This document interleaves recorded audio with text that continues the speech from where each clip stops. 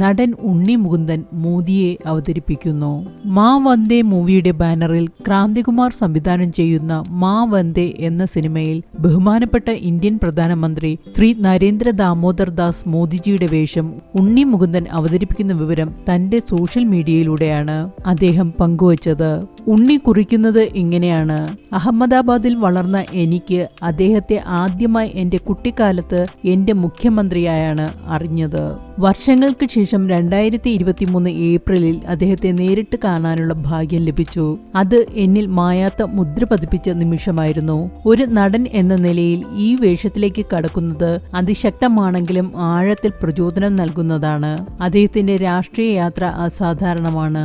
എന്നാൽ ഈ സിനിമയിൽ രാഷ്ട്രതന്ത്രജ്ഞന് അപ്പുറമുള്ള മനുഷ്യനെ, പ്രത്യേകിച്ച് അദ്ദേഹത്തിന്റെ സ്വഭാവത്തെയും ആത്മാവിനെയും രൂപപ്പെടുത്തിയ അമ്മയുമായുള്ള അദ്ദേഹത്തിന്റെ അഗാധമായ ബന്ധത്തെ പരിവേഷണം ചെയ്യാൻ ഞങ്ങൾ ലക്ഷ്യമിടുന്നു.